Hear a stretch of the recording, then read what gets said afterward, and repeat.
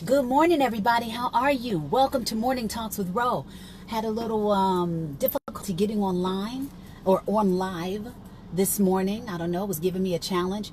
And the other time that I attempted to do this, it kind of shut me down right as I was saying something. So I took that as a sign that maybe that's not particularly the direction I'd like to go in or how I would like to approach the conversation. Yeah, man, welcome back. Welcome back. So this is Morning Talks with Ro. I've got my morning drink in hand. I didn't come on here ready to speak about anything in particular. I do have an idea of what can be discussed. But if there's anything that anyone wants to suggest this morning, I'm open to having you tell me what that is and we can chop it up. Today is day 3 of my fast. I do a 3-day fast every month just for discipline's sake. There's something about the power of delayed gratification. Hey, Tony. Hey, Jorday. Welcome to the conversation. There's something about the power of delayed gratification, you guys, that it can be used in every area of your life, especially when you need it most. I know you have heard me say this one quote in particular on a regular basis. It's from T. Harv Eker. And if you believe that it's true, then it has larger implications on what everything else can mean, right? So it says, how you do anything is how you do everything. If that's true, then if I am able to delay gratification in this area of my life, I probably can delay gratification in another area of my life. And if you notice, sometimes if we don't pounce on things, if we don't take advantage of things too quickly, if we wait, if we exercise patience, there's more fruit, there's more reward on the other side of our delayed gratification, of our pause, of our patience. So that's one of the things that I benefit from fasting. Mental toughness is another benefit from fasting. You know, letting the body know that it's just the vessel. Very grateful vessel, very grateful for my vessel, but it is the vessel, and I don't want it controlling me just by its impulses. You know, even down to sexual desires. There's some of us that are pulled by our sexual desires, and it has you getting into some precarious places, you know, as far as like, you know, what kind of things can happen on the back end of not being a bit more careful. Food impulses, right? Foods that just call your name, and if we have no discipline about it, it can just take you where it wants you to go. You know what I mean? Next thing you know, you're eating the thing that you said you didn't want to eat. Drinking, if you drink a lot, or if you're drinking and you feel like you want to shut it down for a second. If you smoke and you want to shut that down, it just kind of exercises the mental toughness over your body. You know what I'm saying? Like, nope, not today. Nope, not right now. And so it knows that it is in service to you as opposed to the other way around. That's how powerful fasting can be.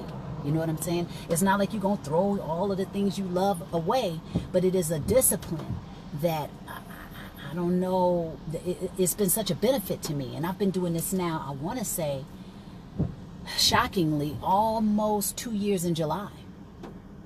So, hey, y'all, welcome to the conversation.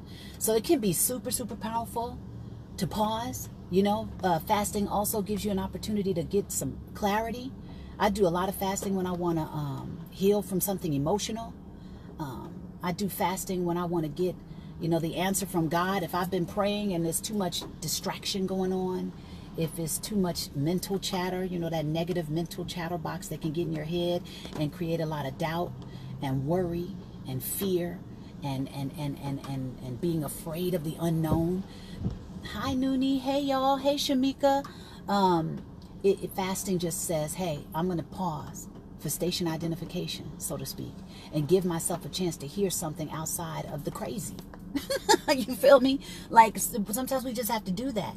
And we don't realize how much we have other people's thoughts running in our minds. If you watch a lot of TV, if you watch a lot of the news, a lot of that stuff is influencing how you perceive the world. A lot of that stuff is giving you your opinion. A lot of that stuff is stopping you from thinking for yourself. You think you're thinking for yourself because you're choosing to watch it, but it doesn't mean that you're actually having real critical thoughts. You're getting it from a specific source, and if you go to the same source on a regular basis, you're getting a biased source. You know what I'm saying? So fasting from television, fasting from the news, fasting from, you know, programming, All of this stuff, you don't have to fast in any particular way. I like to fast from food. I do liquid fasting, but because of all the benefits I mentioned prior to this moment. But also you can fast from people.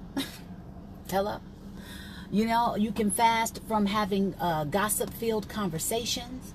You can fast from being angry. Hello. What if you just stopped? What if you chose to stop being angry at something for a few days and see what else decided to pop in and give you some clarity about it? How powerful is that? I haven't even thought to say that before. What if we just chose to stop being angry for like a day or two? Fast from the anger and see what other thoughts, what other emotions, what other insight decides to pop in because you decide to pause from being angry.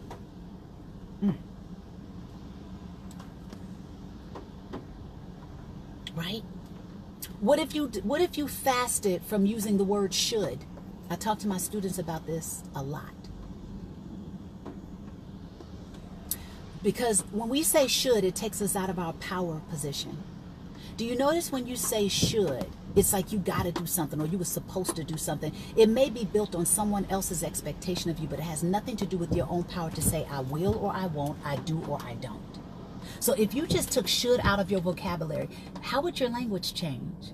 And then would you feel more empowered in that moment because you know that you're making the decision to do or don't, will or won't? Not because you should or somebody else thinks you should. Oh, you think you should because of some past conditioning.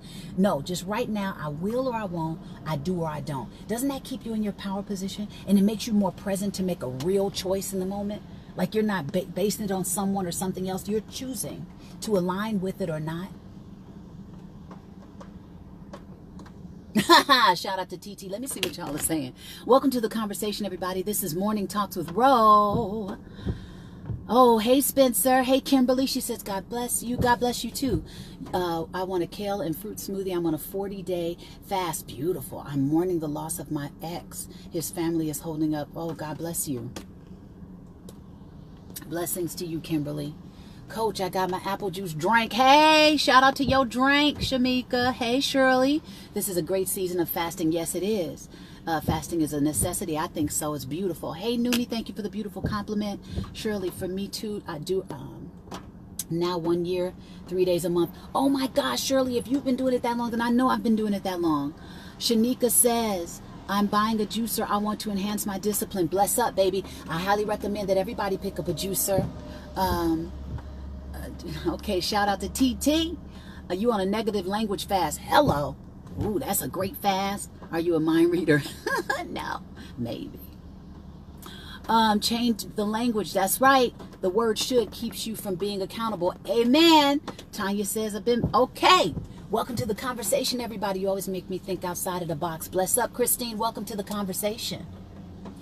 So yeah, shout out to fasting because it can come in many forms. And the benefits are exponential. There is no limit on the benefits that you can receive when you fast.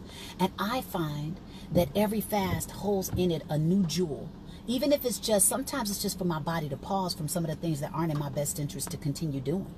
Other times I get spiritual awakening, you know, because maybe I've dived into a certain book or a certain person, you know, mentor, or maybe just my own thought process, or I take some extra time to meditate. Maybe instead of once in the morning, I do it twice that day, which is what I would prefer to do. But maybe I do it 2 times a day. And so I have this more of an inside breakthrough from introspection, from pausing, from stillness. Right? Then there's, you know, there's clarity. How many of you need clarity? How many of you are waiting on an answer? How many of you are vacillating between this or that? How many of you are like, man, I don't know what to do, and you asking everybody else but yourself? You're asking everybody else but God. You're asking everybody else but the stillness to give you an answer. Fast. Fasting is like the homie in the wings. You feel me? Fasting is the homie in the wings. Fasting is your friend that you want to confide in. Fasting is your confidant. Fasting is powerful.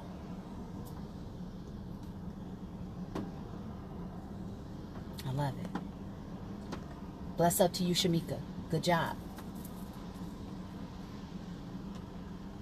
So do you have any questions of me out there, you guys,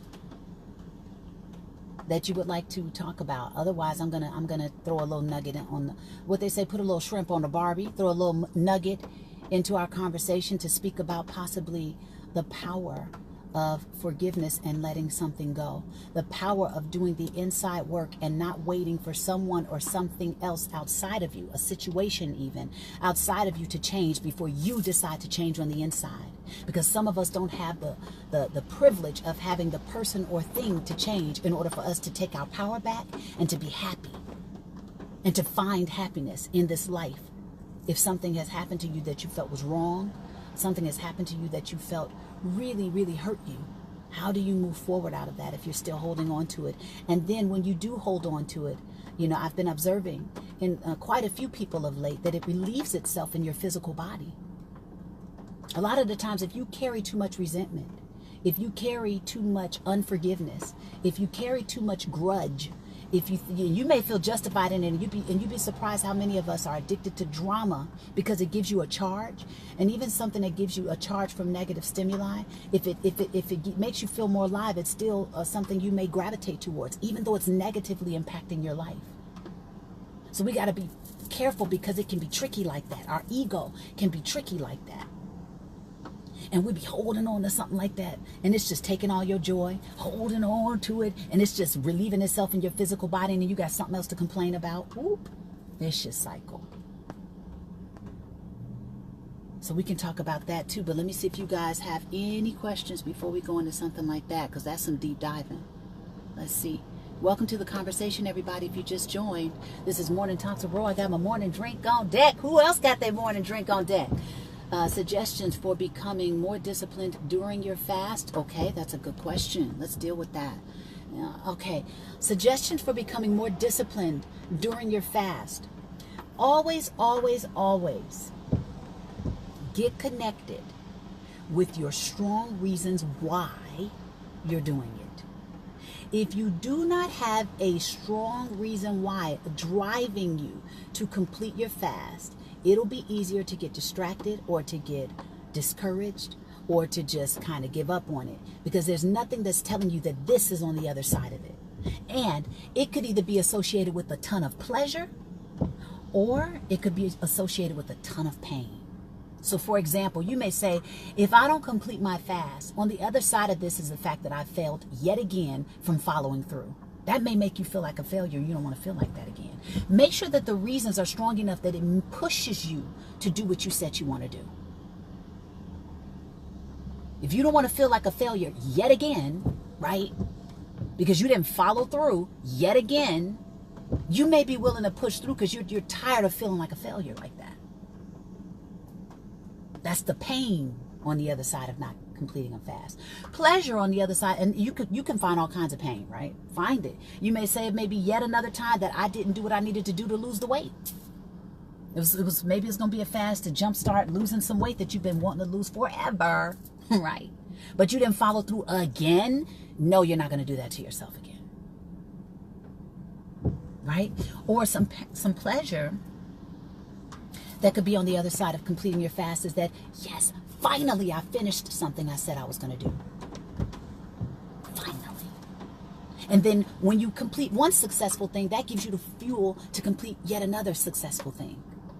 This stuff, it pushes us. It gives the domino effect. It gives you more energy, more support, more belief that you can do the next thing. Another pleasure that could be on the other side of completing your fast. Maybe it's that, maybe if you're in the fasting group, you inspire everybody else around you because they see that you did it. Or they see your walk, they see your journey. Maybe there's a transformation, body transformation, mental transformation, spiritual transformation on the other side of your fast, that if you don't do it, you won't get the gift of having it. So always strengthen your why. That's a huge, huge tool that everybody can use in anything that you want to complete in life. Have a very strong reason why you're doing it, or you probably won't complete it.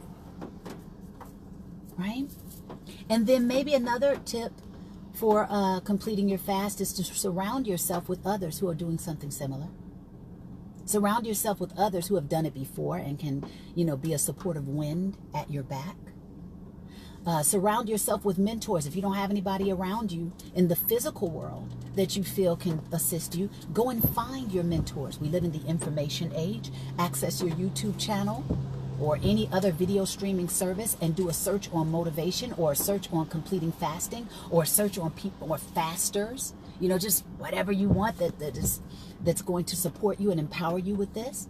And then watch those people tell you things that keep you motivated, keep you inspired, push you to continue to keep going.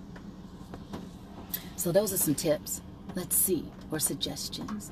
Danny says, yes, I feel I'm in a season of loneliness. Okay.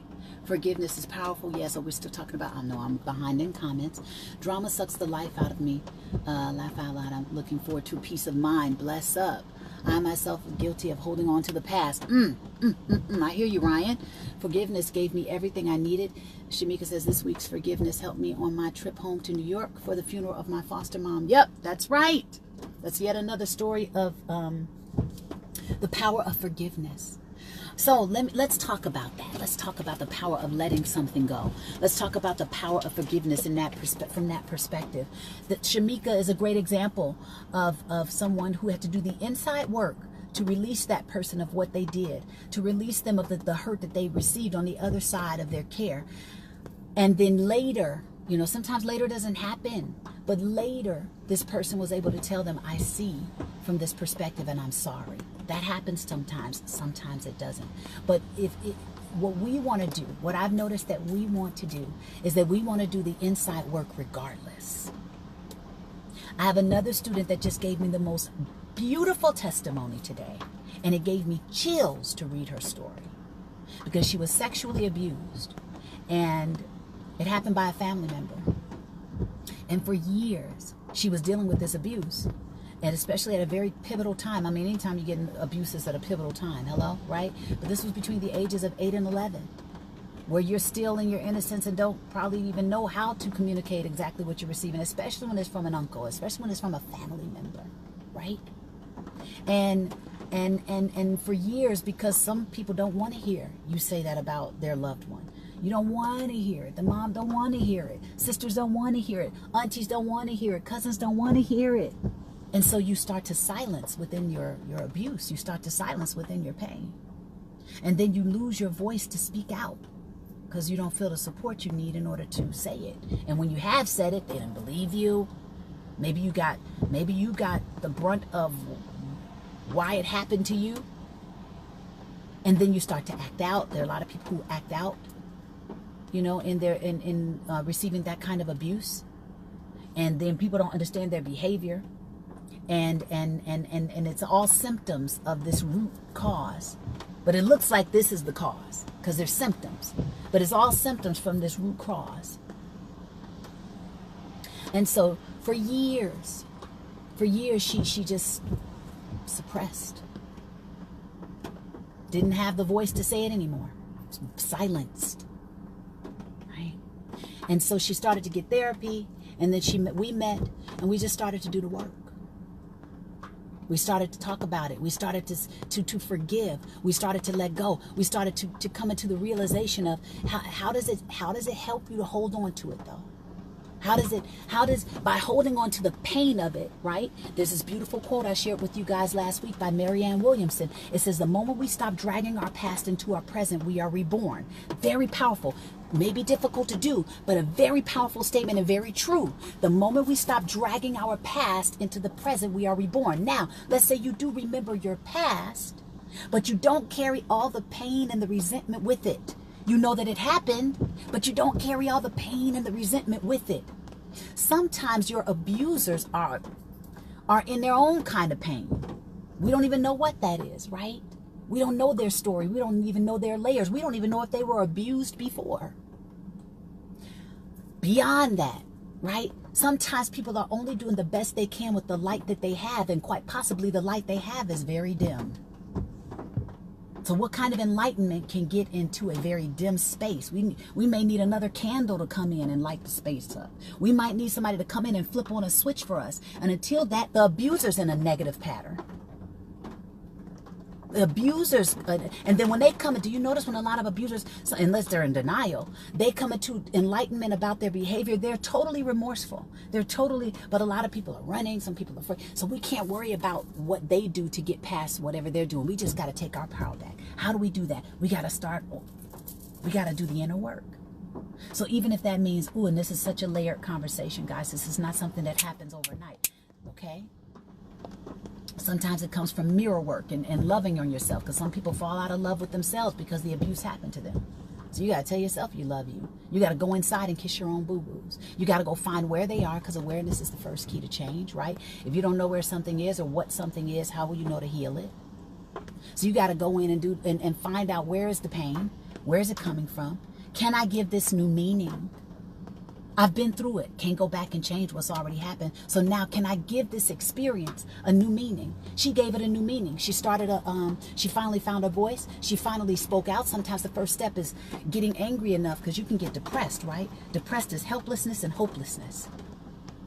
Helplessness meaning, I don't even know if anybody can help me out of this space. Hopelessness means I don't even think somebody will come help me out of this space. Ouch.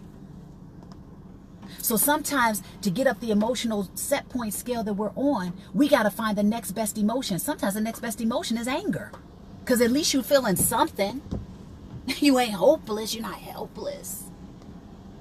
Now, we don't want to stay there, because anger can be an unhealthy emotion to sit and make decisions and choices in. But if it's giving you something to get your power back into yourself, then it can be a healthy emotion in that moment. So sometimes it may be angry enough that nobody listened to me. Nobody, heard me. Whew. Okay, now you express that. Then it's, all right, now what do I do with this anger? Why are you angry? Well, this happened to me, and that happened to me. Okay, I'm sorry that happened to you. Say it to yourself, I'm sorry that happened to me. But at the same breath, if you had the experience, where's the gain? How can we find some gain in it? What do you know about yourself now because you've been through the abuse? What did you learn about yourself as a child because you've been through the abuse? Can you go back and help other babies that are being abused? There's power there. There are some of the most beautiful people walking the planet that have been abused in some ways. The most beautiful people, because they've been broken down to nothing, or they've been broken down and they've been hurt and they've been put on their knees. But the most beautiful human being comes out of the struggle. That's why even struggle is beautiful, because we get to emerge. Another layer of us yet again gets to emerge. We don't get so trapped in our ego. Gosh, you guys, there's a book out there called A New Earth. I came back to it. It's a blessing. Reminded me of all the ways that I've been going through some layers myself. To let things go, to come into another version of myself. To remember that everybody's a work in progress. To remember that some of us really are truly doing the best we can with the light we have, and it's so super dim until somebody or something comes in on and flips a switch on. Somebody else comes in and lights a candle, adds to your flame. So even from that, can you forgive the person? And then make it okay that it happened. And then say, what's the good? What's the gain that came from my experience? Right now, who am I because of my experience? Right now, if I let this go, who can I become? If I don't hold on to this, will I release the pain out of my back because I didn't feel supported? Will I release the pain out of my knees because I didn't feel I got the support I needed? Can I make it okay? Do I need to look at other people's situations where they've been through even worse abuse and see them be resilient? Can I follow their stories and get empowerment from that? Ooh, this is such a layered conversation, isn't it? Didn't know it was going here today.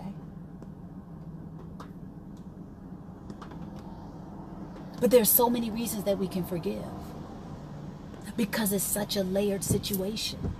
And as much as the part of our the pain body, the part of ourselves that's angry, that's hurt, that's in pain, that we're carrying around with us because the pain body is so addicted to itself, the pain, we forget that all these other perspectives are outside of us that are just waiting for us to access them and let ourselves and other people off the hook.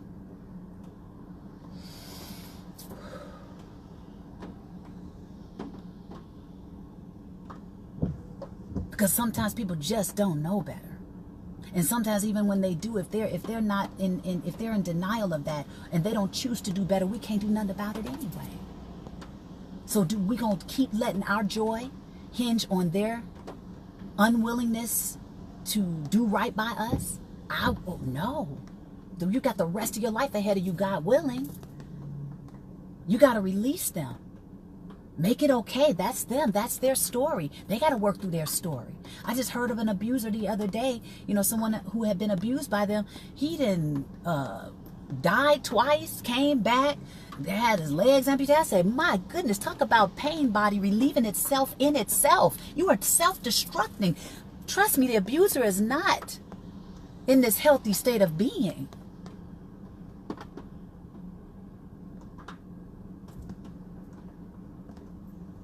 So sometimes there's empathy for, or sympathy for that. Like, yo, for you to do something on that level, what's going on in you?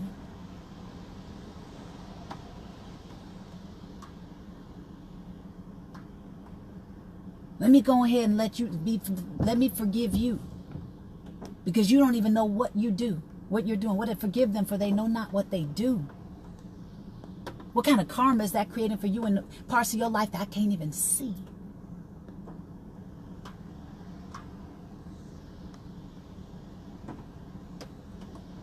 And by me letting you go, by me forgiving you, maybe that'll create the space for the Most High to get in there. Maybe my forgiveness is the gap for you. Oh, come on.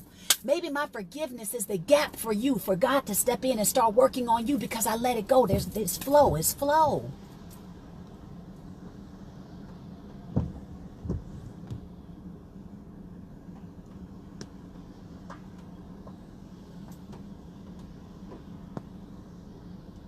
And then today I get this message where after all this time, her mom says, I saw when he walked in what happened to your energetic space, and the light bulb went off.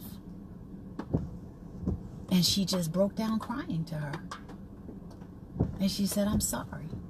I couldn't see it before. I didn't want to see it. But now I see it.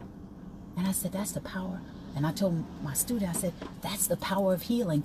Who knows if that would have happened? We don't know the day or the time, but how do we know that by us letting go and being willing to forgive, being willing to let go, being willing to give the situation new meaning, being willing to look for the good, being willing to grasp, freaking search for the gain, that it creates the space for healing, for other people to see.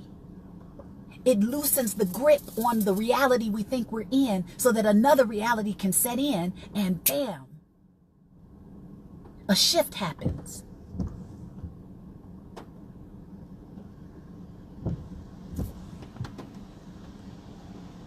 Like we don't, it's so layered, yeah? But she had already been doing the work on the inside. She had already been giving things new meaning. She had already been letting go. It wasn't that she was okay with what he did, right? But she's like, I can't, what is it serving me? How is it serving me to keep holding on to it like this? Because it's doing nothing but affecting my ability to be joyful in the moment. It's doing nothing but affecting my physical body. I may be holding all this pain in my weight. It's time to let go. And to realize that sometimes truly people are doing the best they can with the light that they have, and sometimes their light is dim. They can't see. And we don't even know why they can't see. Did they get abused? Are they in some level of pain? Have they been confused and lost and in darkness? Do they experience some level of self-shaming that we could never see?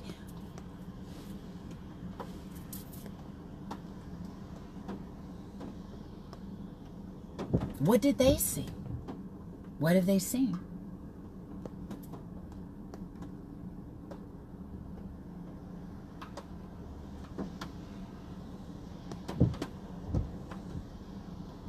Wow, we deep dive today, huh?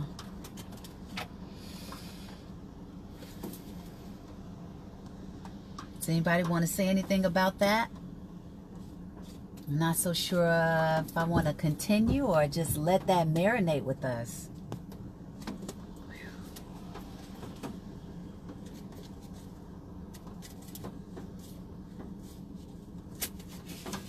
Shout out to fasting. Oh, Hello.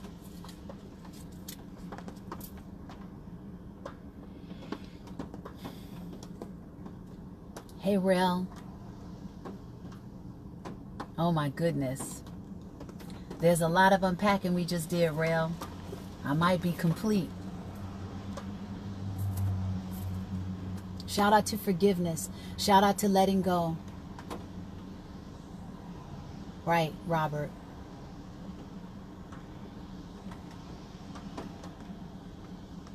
Vicious cycle. Bless up, Delmar. So look at the power in letting that go. Look at the power in forgiveness. Look at the power in stretching your perspective about the situation. Look at the power in that. Look at how it can free you. Look at how within that is your freedom.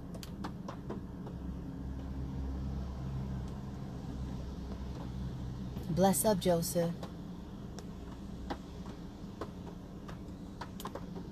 It's a practice. Because the pain body wants to live. The pain body is so used to being the pain body, it doesn't know how to let go of the story. Quite possibly so much of who you are has been built around your story of that. Are you willing to change your story?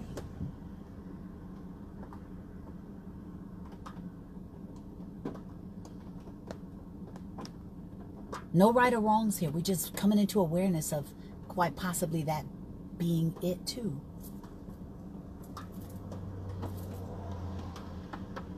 And if we're really looking for real change and real forgiveness and real letting go and getting our happiness back for real, maybe there's a lot of jewels tucked within this to try.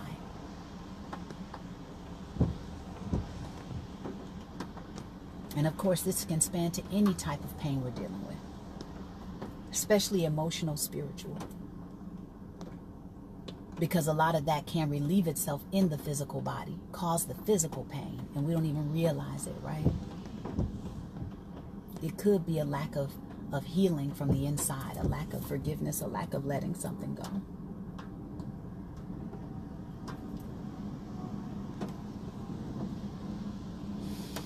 Wow. Shout out to Morning Talks with Ro today. I'm sending you guys a lot of love, a lot of support.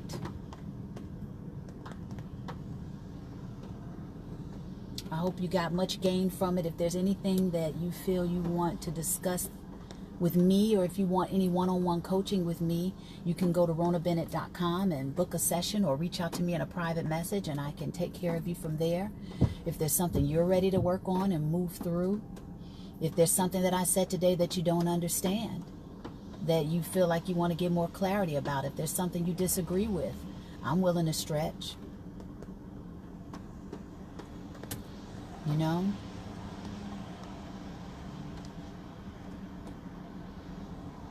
So I'm sending love your way, everybody. Bless up, Christina. I hope you guys got much gain from this. I totally did not expect for today's conversation to go in that direction. But how powerful. God bless you guys. I'll see you next week.